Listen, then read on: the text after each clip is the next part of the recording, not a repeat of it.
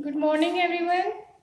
11th class, chapter number 3, चुनाव और प्रतिनिधित्व। इसकी हम 2 वीडियोस पढ़ चुके हैं पहले, जिसमें हमने पढ़ा है कि चुनाव क्या है, प्रत्यक्ष चुनाव क्या होता है, उसके गुण 2 से प्रत्यक्ष चुनाव के बारे में, और फिर एक और वीडियो में हमने पढ़ा चुनाव की प्रणाली के बारे में।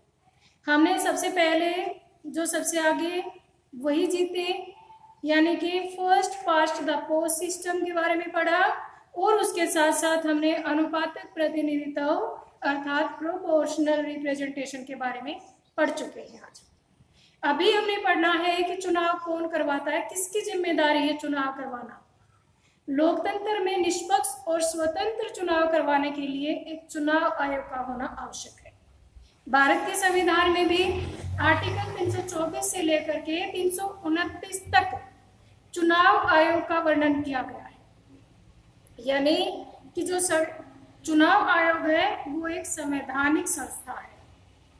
चुनाव के जो भी कार्यक्रम है वो सब संविधान के अनुसार होते हैं। आर्टिकल 324 क्या कहता है कि इस संविधान के अधीन संसद यानी लोकसभा और राज्यसभा और प्रत्येक राज्यों की विधानसभा और राष्ट्रपति और उपराष्ट्रपति के पदों के निर्वाचन के लिए निर्वाचक नामावली तैयार करने का तथा उन सभी निर्वाचनों के संचालन का अधीक्षण, निर्देशन और नियंत्रण करना एक आयोग का कार्य है। अंडरस्टूड? क्या कहता है आर्टिकल 324? यानी कि चुनाव आयोग के कार्य किसमें लिखे गए हैं? आर्टिकल 324 में। आर्टिकल 324 एक कहता है कि संविधान के अधीन संसद यानी लोकसभा और राज्यसभा और राष्ट्रपति, ये तीनों मिलकर संसद बनाते हैं, और राज्य विधानसभाओं और राष्ट्रपति और उपराष्ट्रपति के चुनाव करवाने की, उसका अधीक्षण, निर्देशन, नियंत्रण करने की जिम्मेदारी चुनाव आयोग की है। अंडरस्टूड? और इनकी सहायता के लिए एक राज्य आयोग भी बनाया गया है, जिसकी जिम्मेदारी पंचायतों के चुनाव करवाना है। स्थानीय निकाय के चुनाव करवाना राज्य चुनाव आयोग की जिम्मेदारी है। संसद, राज्य विधानसभा, राष्ट्रपति, उपराष्ट्रपति के चुनाव करवाना राष्ट्रीय चुनाव आयोग की जिम्मेदारी। अंडरस्टूड? तो बात आती है इसकी स्थापना कब हुई। संवैधानिक संस्था है, लिखा तो संविधान में ही गया था, तो इसकी स्थापना मानी जाती है 25 जनवरी 1950। संविधान की स्थापना, चुनाव आयोग की स्थापना 25 जनवरी 1950 का दिन माना जाता है, और इसी दिन को मतदाता दिवस के रूप में भी मनाया जाता है। किस दिन को? 25 जनवरी, 25 जनवरी को मतदाता दिवस के रूप में मनाया जाता है। और फिर चुनाव आयोग एकल सदस्यीय है या बहुसदस्यीय है? 1989 से पहले चुनाव आयोग एक सदस्यीय होता था, एक मुख्य निर्वाचन आयुक्त होता था। 1989 में बहुसदस्यीय बना दिया गया, 3 निर्वाचन आयुक्त बना दिए गए, लेकिन इलेक्शन होते ही तुरंत बाद इसे एक सदस्यीय बना दिया गया। लेकिन 1993 से चुनाव आयोग बहुसदस्यीय है। 3 चुनाव आयुक्त होते हैं, एक मुख्य चुनाव आयुक्त और 2 अन्य चुनाव आयुक्त होते हैं।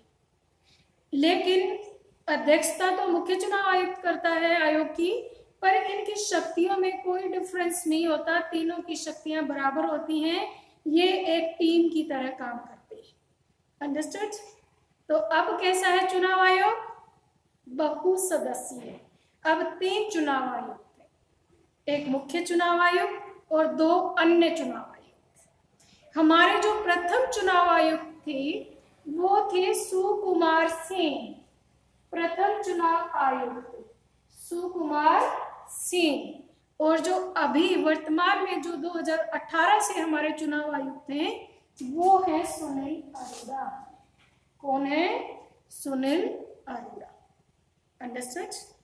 कार्यकाल कितना होता है मुख्य चुनाव आयुक्त का और अन्य आयुक्त का? कार्यकाल होता है या तो 6 साल या 65 ईयर्स का हो जाए तो, या तो उसकी उम्र 65 साल हो गई हो या फिर वो 6 साल तक काम कर चुका हो। जो भी पहले हो जाए, अगर 65 का पहले हो गया तो तब हट जाएगा, 65 का नहीं हुआ तो 6 साल पूरे करने के बाद उसे उसका कार्यकाल समाप्त हो जाएगा। इसकी नियुक्ति कौन करता है? राष्ट्रपति के द्वारा की जाती है। मुख्य चुनाव आयुक्त और अन्य चुनाव आयुक्तों की नियुक्ति भी राष्ट्रपति के द्वारा चुनाव की जाती है और राष्ट्रपति ही इन्हें पद से हटा सकता है, लेकिन अकेला नहीं। उससे पहले इनको हटाने का प्रोसीजर चलता है संसद के दोनों सदनों में, राज्यसभा और लोकसभा दोनों में अलग अलग। विशेष बहुमत से अगर इनको हटाने का प्रस्ताव पास हो जाता है तो मुख्य चुनाव आयुक्त या अन्य आयुक्त को राष्ट्रपति पद से हटा देता है। अंडरस्टूड? अब बात आती है कि इसका वेतन कितना होता है।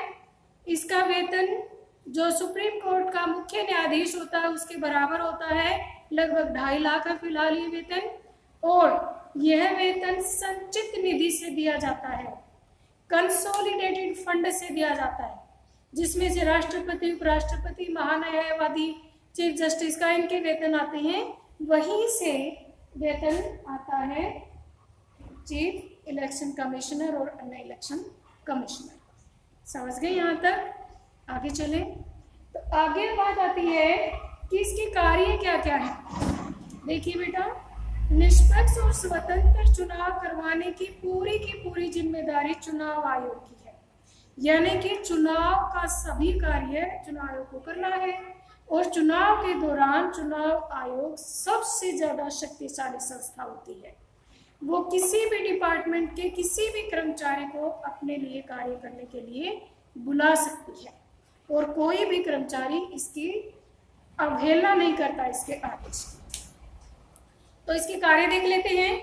सबसे पहला कार्य है चुनाव क्षेत्रों का परिसीमन करना। परिसीमन करना यानी कि चुनाव क्षेत्रों में बांटना। जैसे हमारे देश में एपीटीपी सिस्टम है, जो सबसे आगे वही जीते। एक सदस्यीय निर्वाचन क्षेत्र है। मान लो जैसे कि हमारे लोकसभा के लिए 543 सीट्स पर चुनाव होने हैं, तो पूरे देश का सीमांकन करना कि कौन सी कॉन्स्टिट्यूंसी कहाँ तक बनेगी, ये सारा कार्य जो 10 वर्ष के बाद जो जनगणना होती है उसके आधार पर किया जाता है। ये ध्यान रखा जाता है कि लगभग हर कॉन्स्टिट्यूंसी में लगभग बराबर सी जनसंख्या हो, लगभग बराबर मतदाता हो। तो ये कार्य परिसीमन आयोग का होता है। परिसीमन करना किसका कार्य होता है? परिसीमन आयोग का।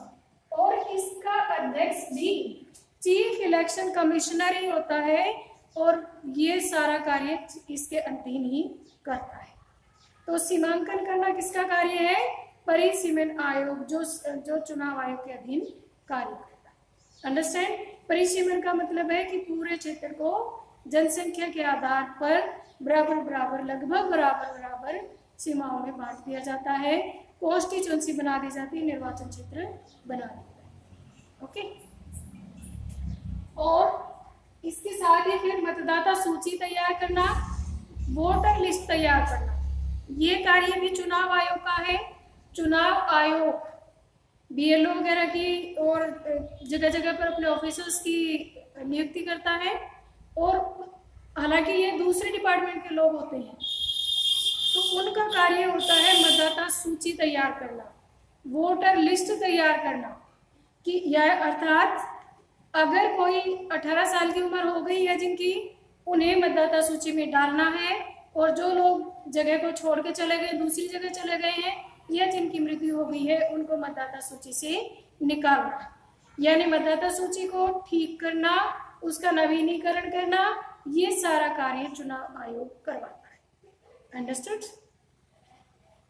अब बात आती है राजनीतिक दलों को मान्यता देना।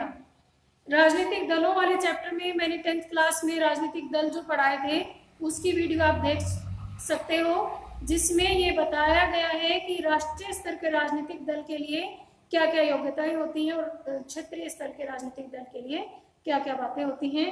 तो उनको मान्यता भी चुनाव देना भी चुनाव आयोग का कार्य है। एक बार जरूर 10th क्लास की राजनीतिक दल वाली वीडियो देख लेना। फिर बात आती है चुनाव चिन्ह प्रदान करना। जैसे किसी का झाड़ू है चुनाव चिन्ह, किसी का चश्मा है, किसी का कमल का फूल है, किसी का हथौड़ा धराती है, तो किसी का जो ये सारे चुनाव चिन्ह आवंटित करना चुनाव आयोग का कार्य है। फिर चुनाव के लिए आचार संहिता कोड ऑफ कंडक्ट लागू कर दी जाती है। जैसे ही चुनाव तिथि की घोषणा करता है चुनाव आयोग, तो उसी दिन से कोड ऑफ कंडक्ट लग जाती है। कोड ऑफ कंडक्ट होता है कि जो सत्ताधारी दल है वो कोई भी नई नीति योजना लोगों के लुभाने के लिए नहीं बना सकता है। अगर कोई भी दल सत्ताधारी हो चाहे दूसरा दल हो, अगर कोड ऑफ कंडक्ट का उल्लंघन करता है तो चुनाव आयोग के पास ये शक्ति होती है कि वो उसका कैंडिडेचर रद्द कर दे। चुनाव तिथि की घोषणा, ये सारा कार्य भी चुनाव आयोग का है। कब नामांकन पत्र भरने हैं, कितने दिन का समय है, और कब नाम वापस ले सकता है उम्मीदवार, कब चुनाव होना है, कब चुनाव की मतों की गिनती होनी है, और कब रिजल्ट डिक्लेयर होना है, ये सारी बातें ये सारी पहले से ही डिसाइड करके चुनाव आयोग पब्लिश करवा देता है। अब आती है बात नामांकन पत्र बनवाना, जांच करना, रद्द करना या स्वीकार करना। उम्मीदवारों से नामांकन पत्र भरवाया जाता है, उसमें उनकी आमदनी का ब्यौरा, उनका जो पृष्ठभूमि रही है उसका ब्यौरा, उनके पढ़े लिखे होने का, सारी बातें उस नामांकन पत्र में होती हैं। उसके बाद चुनाव आयोग इन नामांकन पत्रों की जांच करता है। अगर जानकारी सही है, सब कुछ ठीक है, तो उम्मीदवार चुनाव लड़ सकता है। नहीं तो चुनाव आयोग के पास ये भी पावर होती है कि वो उसके कैंडिडेचर को रद्द कर दे।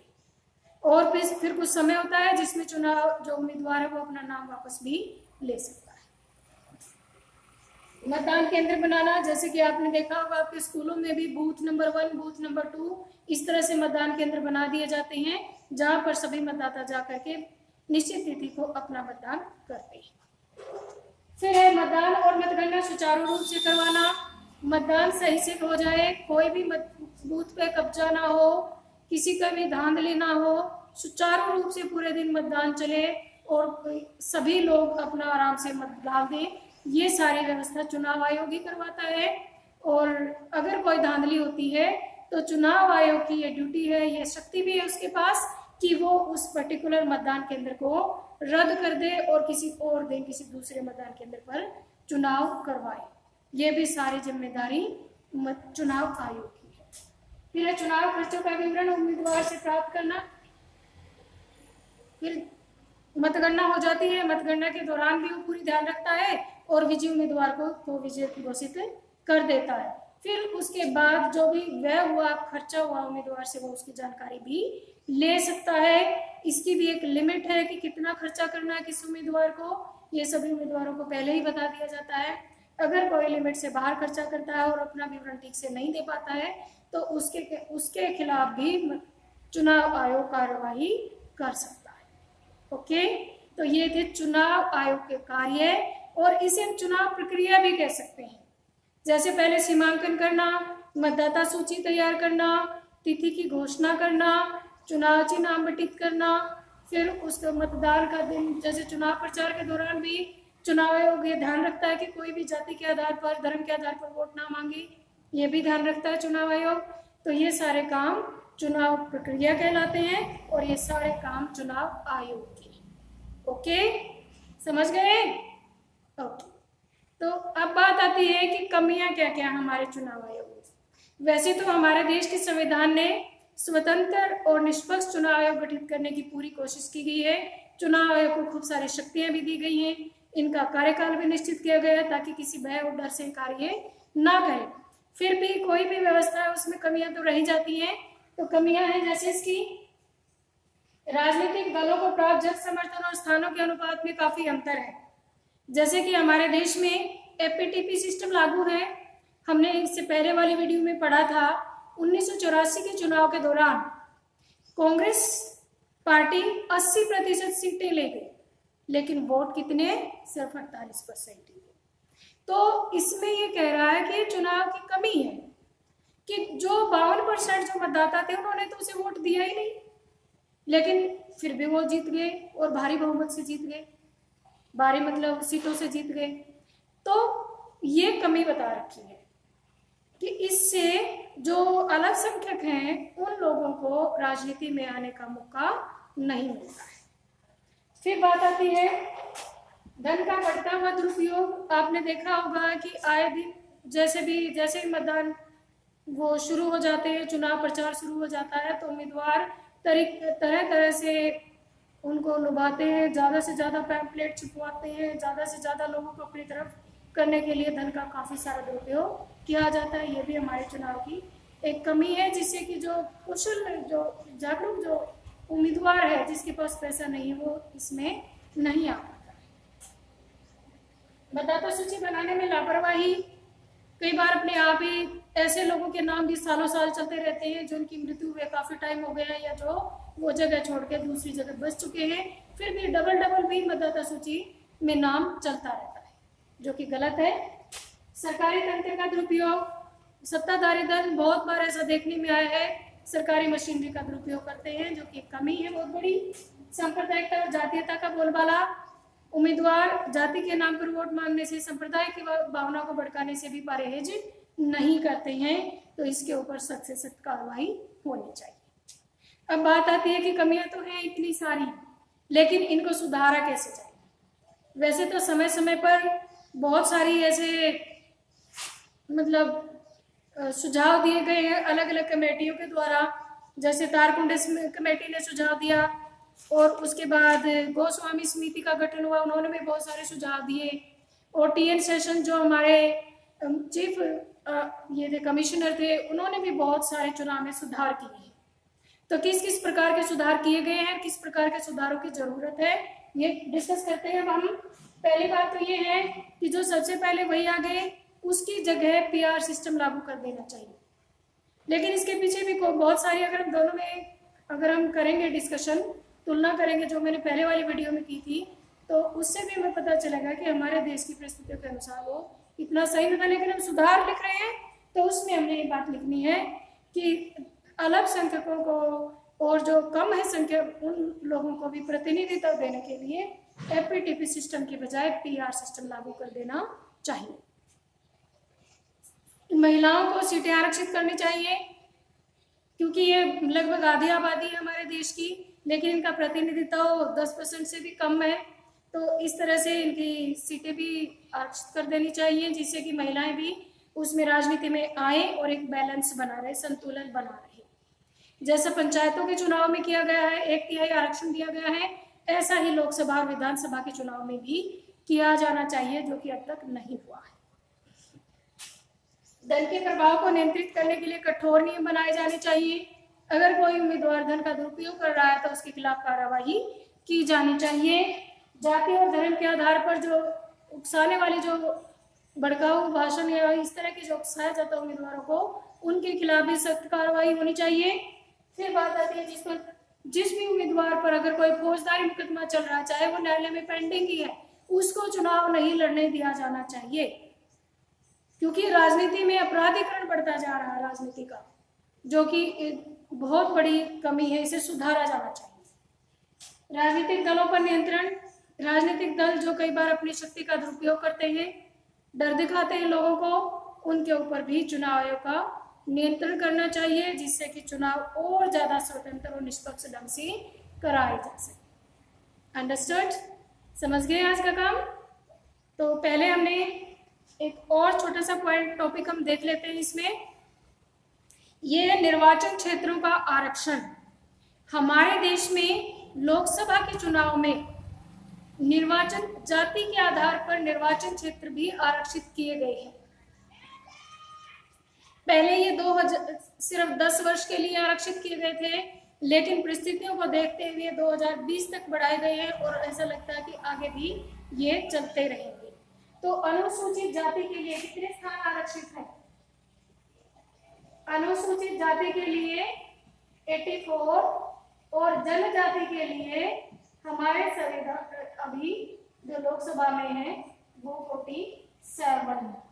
84 अनुसूचित जाति के लिए आरक्षित किए गए हैं और 47 जो स्थान है वो अनुसूचित जनजाति के लिए आरक्षित किए गए हैं। आरक्षण क्या होता है? निर्वाचन क्षेत्रों का आरक्षण क्या होता है? निर्वाचन क्षेत्रों का आरक्षण एक ऐसी व्यवस्था है जिसमें किसी क्षेत्र में मतदान तो सभी लोग करेंगे, चाहे वो किसी भी जाति से, लेकिन उम्मीदवार सिर्फ उसी जाति का होना चाहिए जिसके लिए वो स्थान आरक्षित किया गया है। पंचायतों के चुनाव में तो आपने बिल्कुल अपने आसपास देखा भी होगा कि ये कहते भी सुना होगा अपने बड़ों को कि अब की बार ये सीट हरिजन के लिए आरक्षित है या ये महिला के लिए आरक्षित है, सुना होगा ना। लेकिन मतदान करने तो सभी जाते हैं। ये है निर्वाचन क्षेत्रों का आरक्षण। ऐसी व्यवस्था जिसमें मतदाता तो सभी लोग होते हैं, सभी मतदान करते हैं, लेकिन उम्मीदवार सिर्फ उसी जाति का होता है जिसके लिए वो सीट आरक्षित की गई है। आजादी से पहले भी आरक्षण की व्यवस्था थी जाति के नाम पर, धर्म के नाम पर, लेकिन वो अलग तरह की व्यवस्था थी। उसे कहते थे पृथक निर्वाचक मंडल। पृथक निर्वाचक मंडल होता है कि उम्मीदवार भी उसी जाति का होगा और मतदाता भी उसी जाति के होंगे। इससे ये जो कि एकता बनाए रखने के लिए सही नहीं था, क्योंकि इससे तो और ज्यादा ग्रुप बन जाते कि हमारी जाति का हमने ही चुनना है। लेकिन तो इसलिए पृथक निर्वाचन क्षेत्र की प्रणाली को न अपना करके हमने क्या अपनाया, निर्वाचन क्षेत्रों का आरक्षण। अंडरस्टूड। तो ये चैप्टर आज कंप्लीट होता है हमारा। इसके बाद मैं आपको 1-2 दिन में इसकी टेस्ट की वीडियो दूंगी, तब तक आप इसको कंप्लीट कर लीजिए, इसके नोट्स बना लो और इम्पोर्टेंट पॉइंट्स को याद कर लो। ओके, समझ में आ गया सारा? Thank you.